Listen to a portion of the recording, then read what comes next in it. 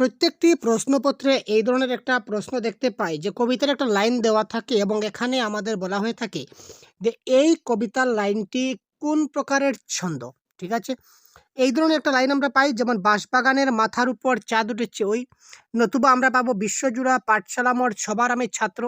এই কবিতার লাইন দেখা মাত্র আপনারা কিভাবে নির্ণয় করবেন যে এই কবিতার লাইনটি কোন প্রকারের ছন্দ? ঠিক আছে?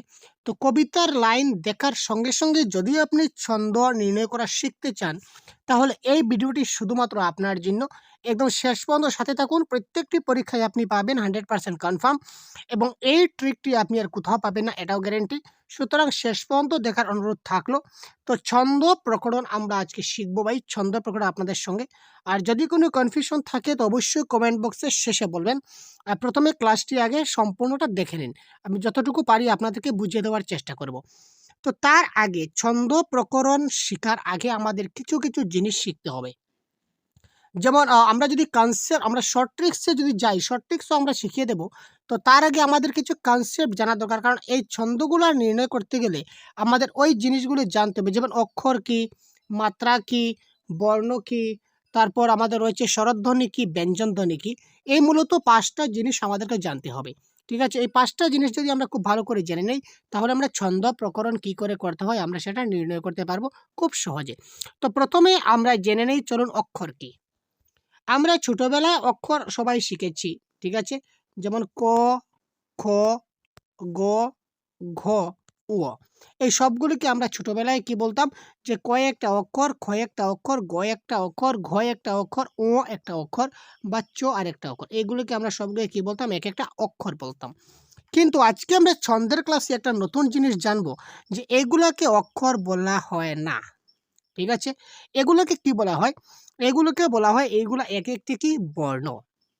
এই যে রয়েছে ক, খ, গ, চ, ঘ, ঙ, বা আরো অনেকগুলা রয়েছে আপনারা জানেন। এই সবগুলি এক একটি কি বর্ণ। এই সবগুলি এক একটা অক্ষর নয়। তো কথা হচ্ছে অক্ষর কি? আমাদেরকে অক্ষর কিন্তু জানতে হবে। যদি অক্ষর আমরা না জানি তাহলে কিন্তু আমরা ছন্দ নির্ণয় করতে পারবো না। ঠিক আছে? তো এবার আমরা জানবো যে অক্ষর মানে কি? দেখুন, এখানে আমরা বললাম কি বাংলা। ঠিক আছে? এখানে আমরা বললাম কি বাংলা। আমি একটু জুম করে দিচ্ছি। ঠিক আছে? তো এখানে দেখুন লেখা আছে কি বাংলা। এখানে দেখুন আমরা উচ্চারণ কতটুকু করছি। আমরা একবারে কতটুকু উচ্চারণ করছি? বাং।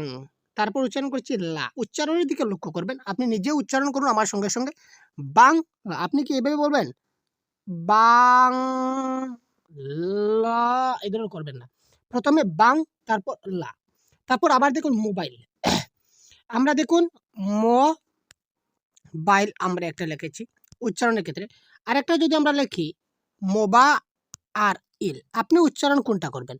ম বাইল, আপনি এটা উচ্চারণ করবেন না আপনি করবেন মোবা ইল? মোবা ইল, আপনি মোবা ইল বলবেন না বাইল বলবেন?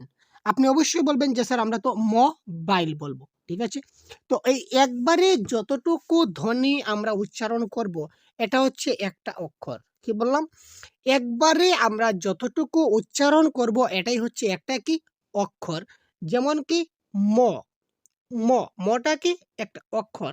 আর বাইল, বাইলটা কি আরেকটা অক্ষর। সুতরাং মোবাইলে কয়টা অক্ষর আছে? আমাদের 2টা অক্ষর। ঠিক আছে? কনসেপ্ট ক্লিয়ার রাখবেন। তারপর দেখুন আমরা বাংলা যদি বলি, তাহলে বাংলা, বাংলা কয়টা অক্ষর? বাং আমরা একবারে উচ্চারণ করলাম, আবার লা আমরা আরেকবার উচ্চারণ করলাম। সুতরাং কি হয়ে গেল? বাংলা। ঠিক আছে? কি হয়ে গেল ভাই? বাংলা। সুতরাং এখানে কয়টা অক্ষর? 2টা অক্ষর। আমরা একটা শর্ট ট্রিক্স এর মাধ্যমে আপনাদেরকে বুঝিয়ে দেওয়ার চেষ্টা করছি। যেমন আমি। ঠিক আছে? যদি বলি আমি, তো আমিতে কয়টা অক্ষর?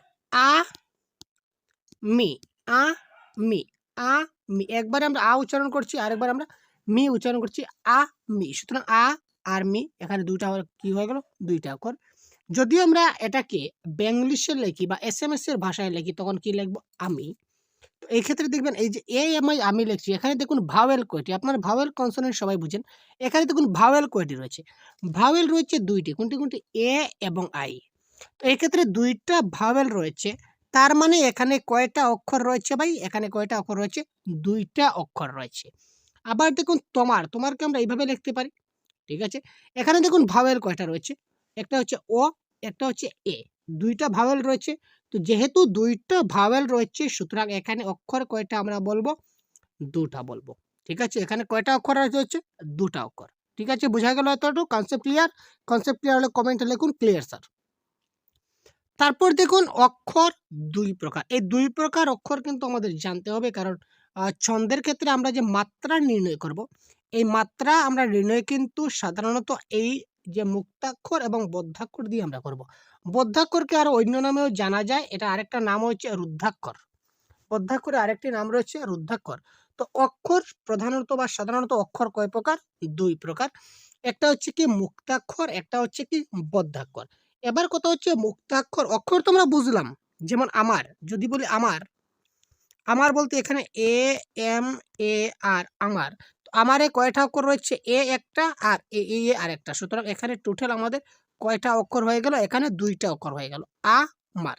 এখানে আটা মুক্তাক্ষর না আটা বদ্ধাক্ষর? এই মারটা আমাদের মুক্তাক্ষর না মারটা বদ্ধাক্ষর? এটা আমরা কি করে বুঝবো? দেখুন, উচ্চারণের ক্ষেত্রে যখন আমরা বলবো, সবগুলা কিন্তু উচ্চারণের উপর ডিপেন্ড করছে। আমার। তো আ আমার এটাকে ২ টা ভাগে ভাগ করতে পারি। একটা হচ্ছে একটা হচ্ছে কি মার। তো বলে আমরা কি করতে পারি? বলে আমরা কি করতে পারি? একটা লম্বা টান দিতে পারি। ঠিক আছে? এবং কিভাবে? আ মার। আ বলে আমরা বলে একটু লম্বা একটা টান নিতে পারি। ঠিক আছে? কিন্তু এখানে মারের ক্ষেত্রে কিন্তু আপনারা একটা লম্বা টান নিতে পারবেন না। চেষ্টা করে দেখুন। মার এই ধরনের কি বলবেন? মার বলবেন না। কিন্তু আমার, আমার সেটা বলা যেতে পারে। কিন্তু মার এই ধরনের কিন্তু বলা যাবে না। সুতরাং যে অক্ষরটা কিন্তু একটা অক্ষর। যে অক্ষরটা আমরা এইভাবে লম্বাভাবে টেনে নিয়ে যেতে পারবো সেটাই হচ্ছে কি মুক্তাক্ষর।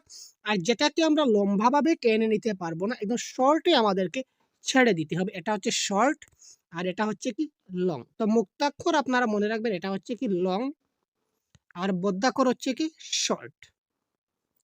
ঠিক আছে? যেমন বলে আমি একটু লম্বা টান দিলাম সেটা হচ্ছে কি মুক্তাক্ষর। আর মার বলে আমি কি করতে পারবো না? লম্বা টান দিতে পারবো না। সুতরাং সেটা হচ্ছে কি বদ্ধাক্ষর। আরেকটা উদাহরণ আমাদের সামনে রয়েছে। যেমন দেখুন প্রকার। আমরা যদি প্রকার বলি তাহলে প্র বলে একটা লম্বা টান দিতে পারি। সুতরাং সেটা হবে কি আমাদের মুক্তাক্ষর। প্রটা হচ্ছে সেটা কোন অক্ষর? প্রটা হচ্ছে মুক্তাক্ষর।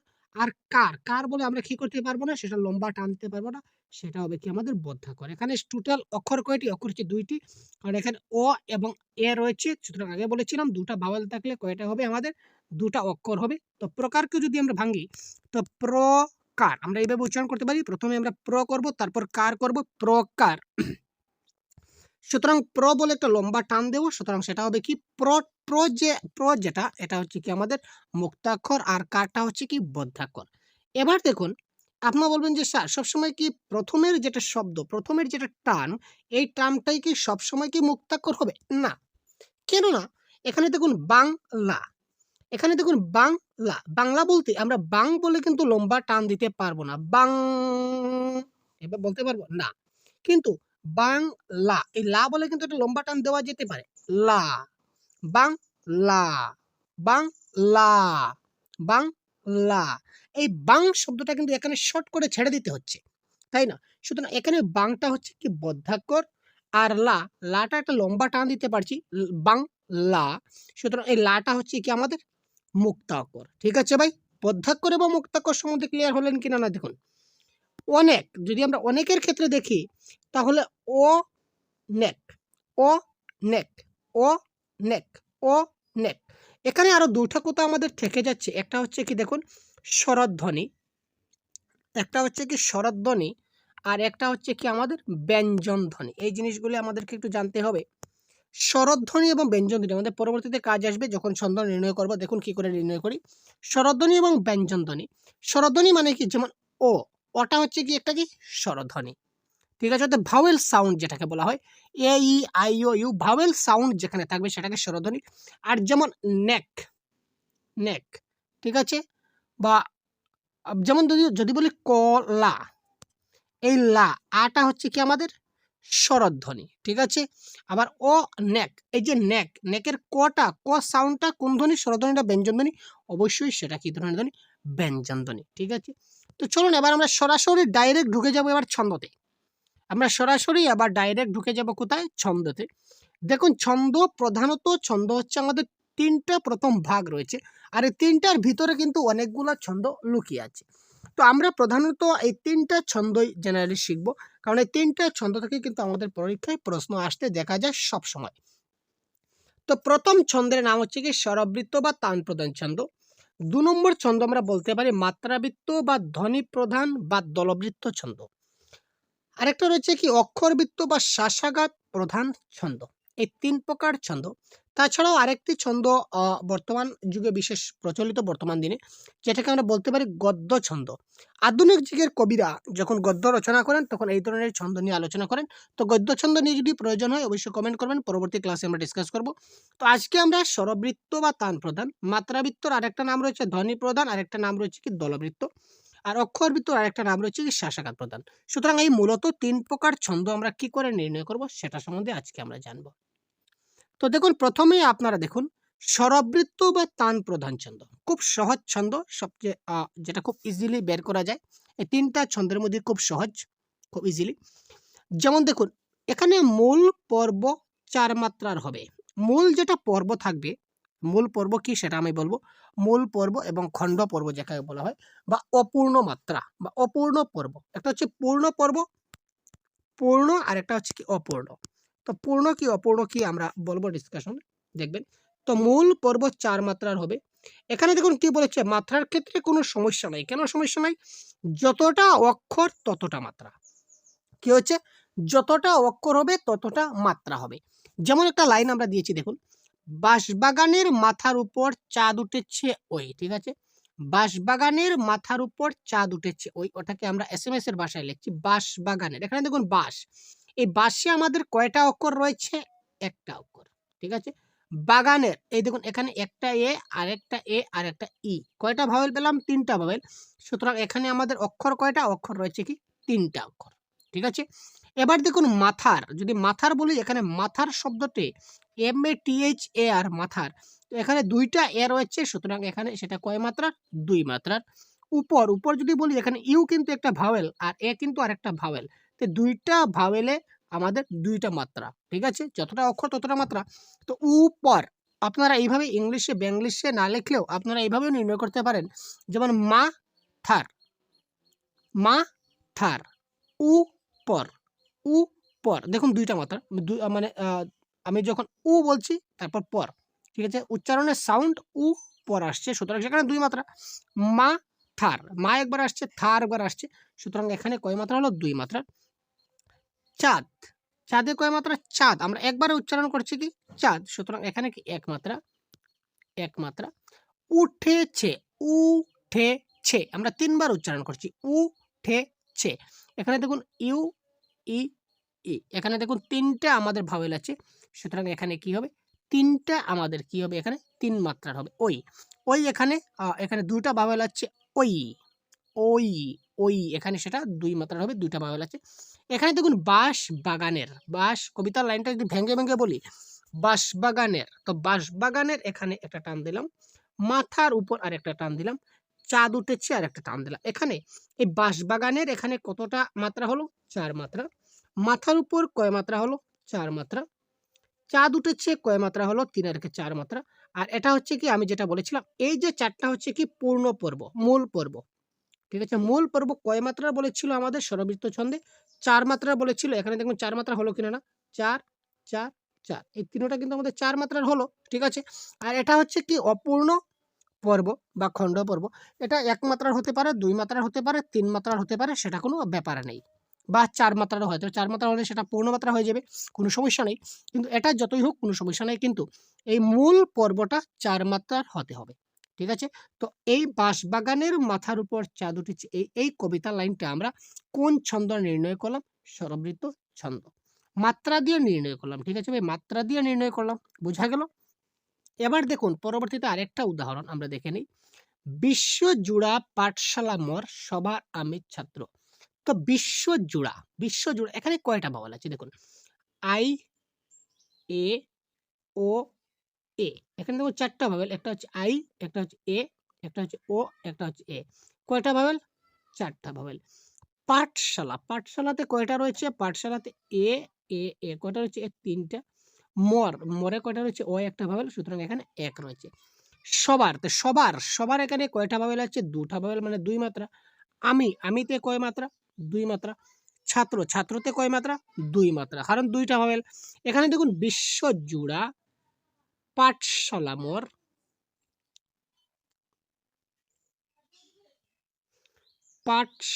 মোর সবার আমি ছাত্র। এখানে দেখুন বিশ্বজোড়াতে 4 মাত্রা, পাঠশালা মোড়ে 3 আর 1 4 মাত্রা, সবার আমি 2 আর 2 4 মাত্রা, আর ছাত্রতে সেটা হচ্ছে অপূর্ণ পর্ব বা অপূর্ণ যেটা রয়েছিল আমাদের খণ্ড পর্ব, সেটা 2 মাত্রা, সেটা কোনো সমস্যা নেই। সুতরাং এই বিশ্বজোড়া পাঠশালা মোর সবার আমি ছাত্র, এটাও আমাদের কোন ছন্দ হয়ে গেল? এটাও আমাদের স্বরবৃত্ত ছন্দ হয়ে গেল। ঠিক আছে, স্বরবৃত্ত বা তান প্রদান ছন্দ হয়ে গেল। তো এবার চলুন, এবার আমরা দেখব, এবার আমরা শিখব কোনটি? মাত্রাবৃত্ত বা ধ্বনি প্রদান বা দলবৃত্ত ছন্দ। ঠিক আছে, স্বরবৃত্ত ছন্দ ক্লিয়ার হয়েছে? এটা খুব সহজ ভাই, কোনো সমস্যা নেই, আপনারা একটু প্র্যাকটিস করতে পারবেন। তো প্র্যাকটিসের জন্য আমরা আমাদের ইউটিউব চ্যানেলে দিয়ে দেবো আপনাদের পিডিএফ ফাইল, আপনারা সেখান থেকে ডাউনলোড করতে পারবেন। কোথায় পাবেন? আমাদের চ্যানেলে পাবেন। ঠিক আছে, আমি দিয়ে দেবো। তো তারপর দেখুন মাত্রাবৃত্ত বা ধ্বনি প্রদান বা দলবৃত্ত। এখানে মূল পর্ব 4 মাত্রারও হতে পারে, 5 মাত্রারও হতে পারে, 6 মাত্রারও হতে পারে, আবার 7 মাত্রারও হতে পারে। মাত্রাবৃত্ত বা ধ্বনি প্রদান ছন্দের যে মাত্রা নির্ণয়ের পদ্ধতি একটু পরিবর্তন আছে। কি পরিবর্তন আমি বলবো। এখানে দেখুন মাত্রাবৃত্ত ছন্দে আগে আমরা জেনে নিই মূল পর্ব কত মাত্রার হতে হবে? 4 মাত্রা, 5 মাত্রা, 6 মাত্রা, নতুবা 7 মাত্রা। এখানে আগে যে আমরা শিখেছিলাম মুক্তাক্ষর এবং বদ্ধাক্ষর। ঠিক আছে, তো মুক্তাক্ষর বদ্ধাক্ষর কি আপনারা জানেন? এখানে দেখুন মুক্তাক্ষর বদ্ধাক্ষর কিন্তু আমাদের কাজে আসছে। মুক্তাক্ষর যদি থাকে তাহলে সেটা 1 মাত্রা ধরবো। মুক্তাক্ষর থাকলে কয় মাত্রা ধরবো? 1 মাত্রা। আর বদ্ধাক্ষর বা ব্যঞ্জনধ্বনি বা শব্দের শেষে যদি কোথাও অন্তস্থ অ থাকে, তখন সেটাকে আমরা 2 মাত্রা ধরবো। মুক্তাক্ষর হলে 1 মাত্রা, বদ্ধাক্ষর হলে 2 মাত্রা। আপাতত এতটুকু মনে রাখবেন। ঠিক আছে, দেখুন এইখানে তোর দাদির কবর ডালিম গাছের তলে, জসিমউদ্দিনের একটা বিখ্যাত লাইন, যেটা কবর কবিতায় আমরা পেয়েছিলাম। এইখানে তোর, তো এইখানে যদি আমরা এইখানে বলি, তো এইখানে এই সবগুলি কিন্তু মুক্তাক্ষর। এইখানে এখানে আমাদের কয়টা মাত্রা? আই, এ, ই কয়টা মাত্রা হয়ে গেল ভাই? 3 মাত্রা। ঠিক আছে, 3 মাত্রা, এবং সবগুলি কিন্তু আমাদের মুক্তাক্ষর, কারণ সবগুলো কিন্তু ভাওয়েল সাউন্ড। এই খা, খা বলতে আ আসছে, নে বলতে এ আসছে, মানে ভাওয়েল সাউন্ড। তো সবগুলো ভাওয়েল সাউন্ড মানে কি স্বরধ্বনিতে বা মুক্তাক্ষরে কত মাত্রা হবে? 1 মাত্রা। তো এখানে 3টা অক্ষর, তো 3টা অক্ষরে কত মাত্রা? 3 মাত্রা। এখানে তর যদি বলি, তাহলে এখানে দেখুন তর মাত্রা, তরে হচ্ছে আমাদেরকে 2টা অক্ষর। আমি জিনিসটা বুঝিয়ে দিচ্ছি। তর, তরে কয়টা অক্ষর ভাই? 2টা অক্ষর। কি কি? একটা হচ্ছে ত, একটা হচ্ছে র। তর। তো এখানে তরে 1 মাত্রা, তো যখন বলবো তখন সেখানে সাউন্ড কি আসছে? ভাওয়েল সাউন্ড বা স্বরধ্বনি। এখানে কত মাত্রার হবে? 1 মাত্রার। আর যদি র বলি, তো র বললে কি আমার ভাওয়েল সাউন্ড আসছে? না, সেখানে কনসোনেন্ট সাউন্ড আসছে, বা এখানে কনসোনেন্ট সাউন্ড, বা এটাকে আমরা তর, এখানে র, তর, তর, ত বলে আমরা টান দিতে পারি, লম্বা শ্বাস নিতে পারি, সুতরাং এটা মুক্তাক্ষর। কিন্তু র বলে আমরা কিন্তু লম্বা শ্বাস নিতে পারি না, সেটা হচ্ছে কি বদ্ধাক্ষর। তো এই বদ্ধাক্ষরের ক্ষেত্রে কত মাত্রার হবে? 2 মাত্রার। তো তরে কত মাত্রা? তরে হচ্ছে আমাদের কি 2 মাত্রা। ঠিক আছে, তরে তরের মধ্যে যে র আছে, র এর ক্ষেত্রে কয় মাত্রা? 2 মাত্রা। আর যেটা, সেটা মুক্তাক্ষরের একটা মাত্রা, সুতরাং এখানে হবে কি 1 মাত্রা। ঠিক আছে, সেম টু সেম দেখুন দাদির, যদি দা বলি, তাহলে দাদির, তো দাদির ক্ষেত্রে, দায়ের ক্ষেত্রে কয় মাত্রা? 1 মাত্রা। আর দীর ক্ষেত্রে কয় মাত্রা? 2 মাত্রা। কারণ কি এখানে দীর যেটা রয়েছে আমাদের, দীরটা হচ্ছে কি বদ্ধাক্ষর। ঠিক আছে, দীর বলে আমরা লম্বা টান দিতে পারবো না, সুতরাং এটা হবে কি বদ্ধাক্ষরের কয় মাত্রা? 2 মাত্রা। আবার দেখুন কবর, যদি বলি কবরের ক্ষেত্রেও সেম টু সেম, ক মানে স্বরধ্বনি, সেটা হচ্ছে 1 মাত্রা। আর বর সেটা বদ্ধাক্ষর, কারণ বর যদি বলি কবর, তো এখানে ভেঙ্গে লিখি বর। তো আমরা ক বলে একটা লম্বা টান দিতে পারি ক, কিন্তু বর লেখে কিন্তু লম্বা টান দিতে পারি না। সুতরাং এই কটা হচ্ছে কি আমাদের মুক্তাক্ষর, মানে কি এক মাত্রা, আর বর সেটা বদ্ধাক্ষর। বদ্ধাক্ষরে কয় মাত্রা ধরবো? 2 মাত্রা। তো কবরে কয় মাত্রা হলো? 3 মাত্রা। এই দেখুন কবরে আমি কয় মাত্রা দিয়েছি? 3 মাত্রা। ঠিক আছে? তারপর দেখুন সেম টু সেম ডালিম। ডালিমেও কিন্তু সেম ডা লিম, এখানে 3 মাত্রা।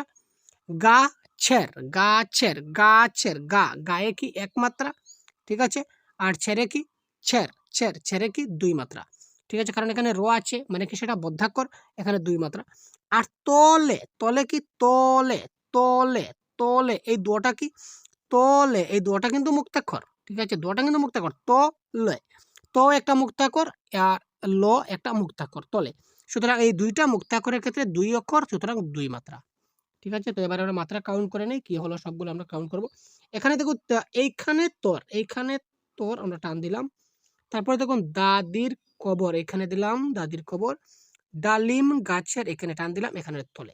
তো এইখানে তোর কত মাত্রা হলো? 3 আর 3 6 মাত্রা। দাদির কবরে কয় মাত্রা হলো? এখানে 3 আর 3 6 মাত্রা। ডালিম গাছের, তো ডালিম গাছের কয় মাত্রা হলো? 3 আর 3 6 মাত্রা। এখানে দেখুন টোটাল কত মাত্রা হলো? এখানে হচ্ছে 6 মাত্রা, এখানে 6 মাত্রা, এখানে 6 মাত্রা, আর এটা হচ্ছে কি আমাদের কি মানে অপূর্ণ। ঠিক আছে? অপূর্ণ পড়ব। সম্পূর্ণ পড়ব যদি 6 মাত্রার হয় তখন সেটা আমরা আগে বলেছিলাম যে 4 5 6 7 যেকোনো হতে পারে, তখন সেটা মাত্রাবৃত্ত বা ধ্বনি প্রধান ছন্দ আমরা বলতে পারবো। ঠিক আছে? তো এই বাক্যটা আমরা দেখতে পারলাম যে এখানে প্রত্যেকটি 6 মাত্রা রয়েছে, সুতরাং এটা আমাদের মাত্রাবৃত্ত বা ধ্বনি প্রধান বা দলবৃত্ত ছন্দ। ঠিক আছে? তো চলুন এবার আমরা দেখে নিই অক্ষরবৃত্ত বা শ্বাসাঘাত প্রধান ছন্দ কি। তো শ্বাসাঘাত প্রধান ছন্দে আমাদের মাত্রা থাকবে 8 এর উপরে। মাত্রা থাকবে 8 এর উপরে, মাত্রা থাকবে সেটা 14 মাত্রার হতে পারে, আবার কোনো কোনো ক্ষেত্রে আমরা দেখতে পাচ্ছি 18 মাত্রা পর্যন্ত হয়। তো সাধারণত সেটা 8 থেকে 14 মাত্রার হয়ে থাকে, 8 থেকে 14 মাত্রার। এবং কোনো কোনো ক্ষেত্রে, সব ক্ষেত্রে নয়, কোনো কোনো ক্ষেত্রে সেটা 18 মাত্রারও দেখা যায়। তারপর দেখুন এই ক্ষেত্রে আমরা মাত্রা যেটা চিহ্নিত করব, মাত্রা চিহ্নিত যেটা আমাদের রয়েছে স্বরধ্বনি যেটা রয়েছে, আমরা স্বরধ্বনি ব্যঞ্জনধ্বনি আপনাদেরকে বুঝিয়ে দিয়েছিলাম। স্বরধ্বনির ক্ষেত্রে এখানে 1 মাত্রা আমরা প্লাস করব, মানে মাত্রা 1 ধরব। আর ব্যঞ্জনধ্বনি হলো 1 মাত্রা ধরব, কিন্তু শব্দের শেষে যদি ব্যঞ্জনধ্বনি থাকে, এখানে একটু কনফিউশন রয়েছে, দেখে নেবেন। আমরা স্বরধ্বনি হলো 1 মাত্রা, ব্যঞ্জনধ্বনি হলো 1 মাত্রা, কিন্তু ব্যঞ্জন ধ্বনিটা যদি শব্দের শেষে থাকে তখন সেটাকে আমরা 2 মাত্রা হিসাবে ধরব। ঠিক আছে? ব্যঞ্জন ধ্বনি যদি শব্দের শেষে থাকে তখন আমরা 2 মাত্রা ধরব। যেমন একটা উদাহরণ আপনাদের সম্মুখে আমি নিয়ে নিলাম। এতক্ষণে অরিন্দম কহিলা বিষাদে। এখানে দেখুন এতক্ষণে, এতক্ষণে এখানে কয়টা ভাওয়েল রয়েছে? 1, ই একটা, ও একটা, ও আরেকটা, ই আরেকটা। টোটাল কয়টা? 4টা ভাওয়েল, এবং 4টা কি স্বরধ্বনি, ভাওয়েল। ঠিক আছে ভাই? ভাওয়েল, লাস্টে ভাওয়েল, লাস্টে ই রয়েছে, মানে ভাওয়েল সাউন্ড। সুতরাং সবগুলি স্বরধ্বনি। তো স্বরধ্বনি যদি হয় মাত্রা কয়টা? 4টা। ঠিক আছে? অক্ষর কয়টা? এখানে 4টা অক্ষর। তো 4টা অক্ষরে আমরা এখানে কি বুঝতে পারলাম? 4টা অক্ষরে এখানে কি 4 মাত্রা। ঠিক আছে? 4টা অক্ষরে কত মাত্রা হলো? 4 মাত্রা। অরিন্দম, এখানে দেখুন অরিন্দম, অরিন্দমের এ 1 মাত্রা, আই এর 1 মাত্রা, আর এখানে ও দম। দমে কিন্তু এখানে একটা অক্ষর। ঠিক আছে? দমে একটা অক্ষর, কিন্তু এখানে মাত্রা 2 দেওয়া আছে। কেন 2? কারণ আগে বলেছিলাম ব্যঞ্জনধ্বনি যদি শব্দের শেষে হয় তখন 2 মাত্রা। যেমন দম, দম যখন বলবো অরিন্দম, অরিন্দম, অরিন্দম, দম যখন বলবো, তো দম কিন্তু একটা অক্ষর। ঠিক আছে? দম, দম একটা অক্ষর, কিন্তু এই যে মটা কিন্তু কোন ধ্বনি? মটা হচ্ছে ব্যঞ্জন ধ্বনি। তো ব্যঞ্জন ধ্বনি যদি শব্দের শেষে থাকে তখন সেটা কত মাত্রার হবে? 2 মাত্রার। ঠিক আছে? এবার দেখুন কহিলা বিষাদে, কহিলা এখানে কয়টা রয়েছে? 1 2 3। কহিলা কত মাত্রা হলো? 3 মাত্রার। বিষাদে এখানে কয় মাত্রা রয়েছে? 1 2 3। এবার বলবেন এখানে লাস্টেরটা 2 মাত্রা হলো না কেন? কারণ লাস্টেরটা স্বরধ্বনি রয়েছে, বিষাদে, দে। যখন দে বলবো তখন ধ্বনিটা আমরা কি উচ্চারণ হবে? দে, এ উচ্চারণ। তো এটা কি আমাদের স্বরধ্বনি, এটা ব্যঞ্জন ধ্বনি নয়। সুতরাং এখানে 1 মাত্রার হবে। সুতরাং এটাও কি 4 মাত্রা। টোটাল কত মাত্রা হলো দেখুন? 4 5 6 7 8 9 10 11 12 13 14। টোটালটা হচ্ছে 14 মাত্রার। 8 থেকে 14 মাত্রা পর্যন্ত বা 18 মাত্রা পর্যন্ত। আর যদি হয় সেটা হবে কোন প্রকারের ছন্দ? অক্ষরবৃত্ত বা শ্বাসাঘাত প্রধান ছন্দ। তারপর আরেকটা উদাহরণ দেখি আমরা অক্ষরবৃত্ত ছন্দের। আমার চেতনা যেন একটি সাদা সত্যিকারের পাখি। আমার তো আমার তো এ একটা কয় মাত্রার? এক মাত্রার। মারটা হচ্ছে একটা অক্ষর। মার যেটা রয়েছে এটা একটা অক্ষর। তো একটা অক্ষরে আমরা কত মাত্রা ধরে নিতে পারবো? এক মাত্রা।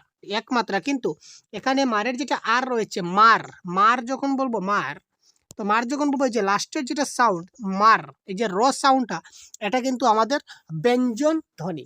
তো ব্যঞ্জন ধ্বনির ক্ষেত্রে আমাদের কত মাত্রা হবে? ২ মাত্রা। তারপর হচ্ছে চেতনা। এখানে দেখুন চেতনা, এখানে ই একটা রয়েছে, ও আর একটা রয়েছে, এ আর একটা রয়েছে। সুতরাং এটা কত মাত্রা হলো? ৩ মাত্রার। যেন, এটা ২ মাত্রার। ঠিক আছে? একটির ক্ষেত্রেও এখানে ১, ১, ২। সাদা এখানে ১, ১, মানে ভাওয়েল বুঝতে পারছেন তো? ১, ২ টা, তার মানে কি এখানে ১ মাত্রা ২ টা। তারপর হচ্ছে সত্যিকার। এখানে দেখুন সত্যি, এখানে এখানে ও এর একটা, এখানে আই রয়েছে, আই এর আরেক মাত্রা। আর এখানে কারটা কি? লাস্টের যেটা ধ্বনি, অর্থাৎ শব্দের শেষের ধ্বনিটা, সত্যিকার যখন বলবো, কারটা কি? ব্যঞ্জন ধ্বনি, সুতরাং এটা হচ্ছে ২ মাত্রার। আর পাখি, এখানে লাস্টে একটা ই আছে, সুতরাং ১ মাত্রার হবে স্বরধ্বনি। আর এখানে এই ১ এর ১, ঠিক আছে? এখানে সবগুলা প্লাস করে কত হবে? ১, ২, ৩, ৩, ৩, ৬, ১, ২, ৩, ৩, ৩, ৬, ৭, ৮, ৯, ১০, ১১, ১২, ১৩, ১৪, ১৫, ১৬, ১৭, ১৮। সবগুলো ১৮ মাত্রার। তো ১৮ মাত্রার যখন হবে তখন সেটা আমাদের কোন ছন্দের মধ্যে পড়ছে, সেটা অক্ষরবৃত্ত বা শাসাঘাত প্রধান ছন্দ আপনারা বলতে পারবেন। তো দেখুন, আমরা এইভাবে যদি আমরা শিখি তাহলে আশা করি আপনারা বুঝতে পারছেন।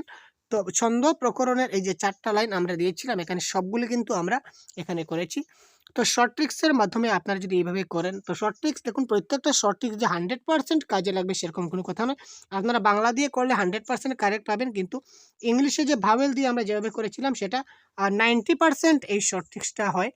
প্রত্যেকটা ম্যাথসেরও শর্ট ট্রিক্স ধরুন, যেকোনটা শর্ট ট্রিক্স কিন্তু 100% হয় না। কোনো শব্দের ক্ষেত্রে কিন্তু তার কিছুটা, এই যে ইংলিশ টার্মে লিখলে কিছুটা ব্যতিক্রম হতেও পারে। এদিকে আপনারা একটু লক্ষ্য রাখবেন, এদিকে বাংলার সঙ্গে ইংলিশটা একবার টালি করবেন। তো সাধারণত এই ধরনের যদি আপনারা শর্ট ট্রিক্স এর মাধ্যমে যদি আপনারা ছন্দ প্রকরণ ব্যবহার করতে পারেন, তাহলে আপনারা পরীক্ষায় ভালো একটা নম্বর পেতে পারবেন। তো ভিডিওটি কেমন লাগলো কমেন্টের মাধ্যমে অবশ্যই জানাতে ভুলবেন না। আর আমাদের ক্লাস যদি ভালো লাগে থাকে অবশ্যই চ্যানেলকে সাবস্ক্রাইব করবেন। কারণ প্রতিনিয়ত আমরা এই ধরনের ইউনিক জিনিস আপনাদের দিয়ে থাকি। সুতরাং ভালো থাকবেন, সুস্থ থাকবেন। পরবর্তীতে কোন টপিকের ক্লাস চাই অবশ্যই আমাদের জানাতে ভুলবেন না কমেন্ট বক্সের মাধ্যমে। ধন্যবাদ।